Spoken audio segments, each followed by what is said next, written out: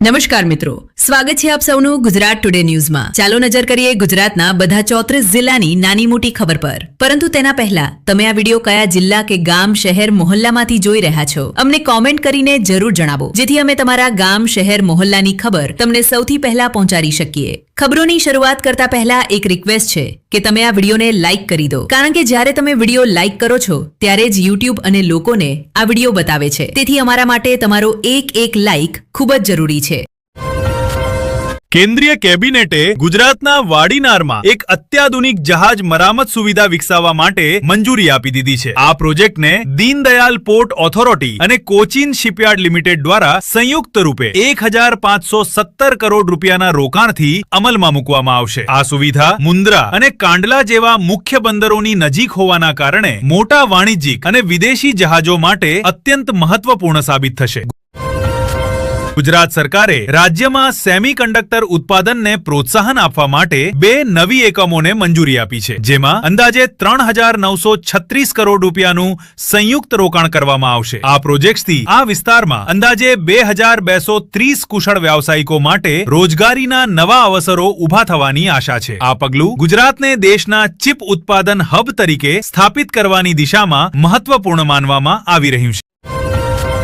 અમદાવાદ પોલીસે ગેરકાયદે વ્યાજખોરી કરનાર સૂદખોરો સામે મોટી કાર્યવાહી કરી છે। પોલીસે માત્ર 5 કલાકની અંદર ઓપરેશન ચલાવી પીડિતોનું આશરે 40 તોલા સોનું પરત અપાવ્યું છે। આ કાર્યવાહી એવા સૂદખોરો સામે કરવામાં આવી છે જેમણે 3 લાખ રૂપિયાની લોનના બદલે આશરે 1 કરોડ રૂપિયાની વસૂલાત કરી હતી અને લોકોમાં સતત ભય ફેલાવી રહ્યા હતા। જામનગરની એક વિશેષ અદાલતે ઐતિહાસિક ચુકાદો આપતા ગોસાબારા આરડીએક્સ લેન્ડિંગ કેસમાં 12 દોષિતોને કઠોર સજા ફટકારી છે। આ કેસ 24 વર્ષ જૂનો છે, જેના તાર 1993ના મુંબઈ બોમ્બ વિસ્ફોટ સાથે જોડાયેલા હતા। અદાલતે દાઉદ ઇબ્રાહિમ સહિત 15 અન્ય આરોપીઓને આ કેસમાં ફરાર જાહેર કર્યા છે। આ ચુકાદાને રાજ્યની સુરક્ષા વ્યવસ્થાની મોટી જીત તરીકે જોવામાં આવી રહ્યો છે। વડોદરાના સેગુવાડા ગામમાં એક બિલ્ડર દ્વારા સિંચાઈ વિભાગની માઇનર નહેર તોડવામાં આવવાનો મામલો સામે આવ્યો છે, જેના બાદ મલ્હારપુરાના ખેડૂતોએ ઉગ્ર વિરોધ પ્રદર્શન કર્યું। ખેડૂતોનો આરોપ છે કે નહેર તૂટી જવાથી તેમની પાકને પાણી મળતું નથી, જેના કારણે ખેતી બરબાદ થવાનો ભય છે। સ્થાનિક પ્રશાસને સ્થળ પર પહોંચીને પરિસ્થિતિનું મૂલ્યાંકન કર્યું છે અને તપાસ શરૂ કરી છે। સુરતના અંત્રોલી ગામમાં બુલેટ ટ્રેન સ્ટેશનના નિર્માણ કાર્યે ઝડપ પકડી છે। વડાપ્રધાન નરેન્દ્ર મોદીએ તાજેતરમાં સ્ટેશનની મુલાકાત લઈને પ્રગતિની સમીક્ષા કરી હતી। આ station Mumbai Ahmedabad high speed rail કોરિડોરનો એક મહત્વપૂર્ણ ભાગ બનશે। નિર્માણ કાર્ય સમય મર્યાદામાં પૂર્ણ કરવા માટે અત્યાધુનિક મશીનોનો ઉપયોગ કરવામાં આવી રહ્યો છે, જેથી મુસાફરોને વિશ્વસ્તરીય સુવિધાઓ મળી શકે।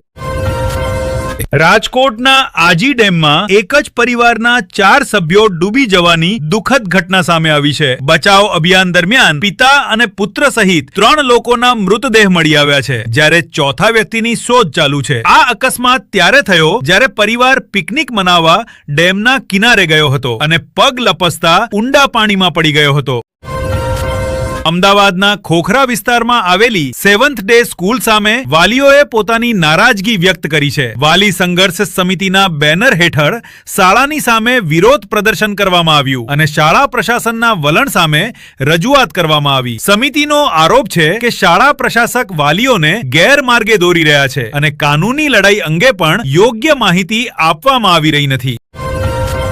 જૂનાગઢ જિલ્લામાં એક મોટો માર્ગ અકસ્માત થયો છે, જેમાં એક બેકાબુ બસ પલટી જવાથી 2 મહિલાઓના ઘટના સ્થળે જ મોત થયા છે અને 15 અન્ય મુસાફરો ઘાયલ થયા છે। ઘાયલોને સારવાર માટે નજીકની હોસ્પિટલમાં દાખલ કરવામાં આવ્યા છે। પોલીસના જણાવ્યા અનુસાર બસ ઝડપમાં હતી અને વળાંક પર ચાલકે નિયંત્રણ ગુમાવતા આ અકસ્માત થયો।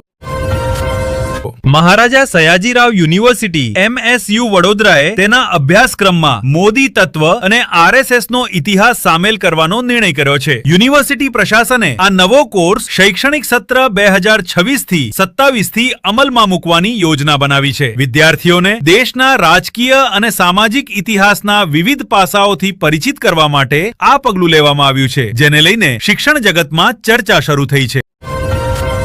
સુરતમાં ધોરણ 10 ની બોર્ડ પરીક્ષાના પરિણામોને લઈને વિદ્યાર્થીઓમાં ખુશીનો માહોલ છે. ભક્તિ ઇન્ટરનેશનલ સ્કૂલમાં સારા પરિણામો બાદ વિશેષ સમારંભ યોજાયો, જેમાં ઢોલ અને નગાડા વગાડી વિદ્યાર્થીઓની સફળતાનો ઉત્સવ મનાવવામાં આવ્યો. વિદ્યાર્થીઓને સ્મિતભર્યા ચહેરા સાથે સ્વચ્છ વસ્ત્રો પહેરાવી શુભેચ્છાઓ આપવામાં આવી. શાનદાર પરિણામો જોઈને વિદ્યાર્થીઓ અને તેમના માતા પિતા ભાવુક બન્યા અને ખુશીના આંસુ સાથે પોતાની લાગણીઓ વ્યક્ત કરી.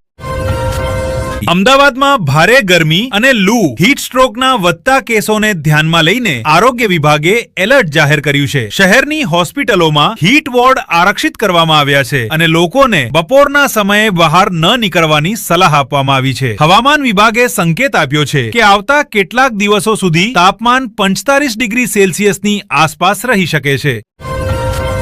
ગુજરાતના કેટલાક શહેરી વિસ્તારોમાં બાળકોની સ્માર્ટફોનની લત છોડાવવા માટે હવે માતા પિતા પ્રોફેશનલ બાઉન્સરોની મદદ લઈ રહ્યા છે. આ નવો અને અનોખો ટ્રેન્ડ ખાસ કરીને અમદાવાદ અને રાજકોટ જેવા શહેરોમાં જોવા મળી રહ્યો છે. બાઉન્સરોનું કામ બાળકો પર નજર રાખવાનું અને તેમને મોબાઈલથી દૂર રાખીને શારીરિક પ્રવૃત્તિઓ અથવા અભ્યાસમાં વ્યસ્ત રાખવાનું છે, જેની ચર્ચા સોશિયલ મીડિયા પર વ્યાપક બની છે. કચ્છ જિલ્લામાં સરહદ સુરક્ષા દળ BSFએ પેટ્રોલિંગ દરમિયાન હરામીનાળા વિસ્તારમાંથી 2 પાકિસ્તાની માછીમારી નૌકાઓ જપ્ત કરી છે. જો કે ઘૂસણખોરો સુરક્ષા દળને જોઈ દલદલી વિસ્તારમાં ભાગવામાં સફળ રહ્યા હતા. જપ્ત કરાયેલી નૌકાઓની તપાસ કરવામાં આવી હતી, પરંતુ કોઈ શંકાસ્પદ વસ્તુ મળી નથી. સરહદ પર સુરક્ષા વ્યવસ્થાને વધુ મજબૂત બનાવવામાં આવી છે. ગાંધીનગરમાં યોજાયેલી એક ઉચ્ચ સ્તરીય બેઠકમાં મુખ્યમંત્રીએ રાજ્યની જળ સુરક્ષા યોજનાની સમીક્ષા કરી. ઉનાળાના સમયમાં સૌરાષ્ટ્ર અને ઉત્તર ગુજરાતના દૂરના ગામોમાં પીવાના પાણીની અછત ન સર્જાય તે માટે વિશેષ ટેન્કરો અને પાઇપલાઇન નેટવર્ક સક્રિય રાખવાના આદેશ આપવામાં આવ્યા છે. સરકારનું લક્ષ્ય છે કે મોન્સૂન આવે ત્યાં સુધી પાણીની સુચારુ પુરવઠા વ્યવસ્થા સુનિશ્ચિત કરવામાં આવે.